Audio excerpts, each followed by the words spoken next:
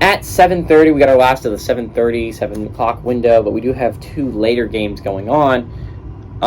We got number 5 Clemson or number 4 Clemson in the college football playoff poll, depending if you want to look at AP or CFP, who's 8-0, traveling to Notre Dame, who's 5-3. Clemson favored by 4.5 points on NBC. DJU for Clemson is leading, is the leading passer, but I like to point out the last time we saw Clemson play football, DJU was benched for Cade Klubnik, who ended up bleeding them in the comeback against Syracuse, which, let's be honest, the refs really led them in the comeback against Syracuse, but they won regardless. They're still playoff eligible because of the refs, but this is Notre Dame's chance. This is a big chance to put a big loss on Clemson's resume.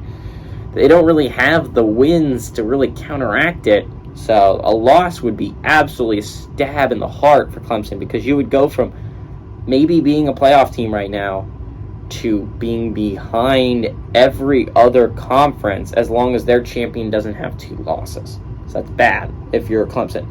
DJU so far has gone 150 at 234, thrown for 1,803 yards, 17 touchdowns, 4 interceptions. Will Shipley on the ground has had 123 carries for 739 yards and 10 touchdowns, easily the strongest part of that football team. Antonio Williams has had 29 catches for 364 yards and 2 touchdowns.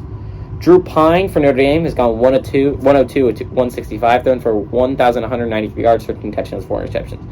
Audric Estime has had 99 carries for 558 yards and 8 touchdowns, and Michael Mayer has had 47 catches for 580 yards and 6 touchdowns. Clemson leads the series all-time 4-2. Last game went to Clemson in 2020. Last Clemson win at Notre Dame, though, was in 1979. I think what's going to be really interesting about this game, right, is just depends on what Notre Dame shows up.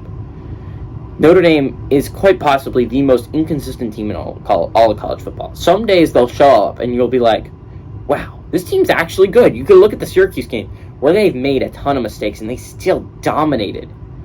It wasn't close, and they still made so many mistakes. They were dominant on the ground. If they can do that against Clemson, I think they'll win. But then you could look at the Stanford game, the Marshall game, where you just look at it and you're like, what?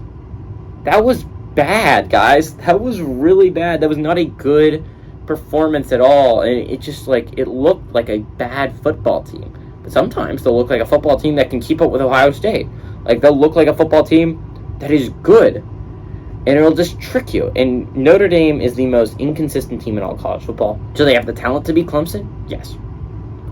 They have the talent to beat anyone in the country, in my opinion. They have the team there that can do it.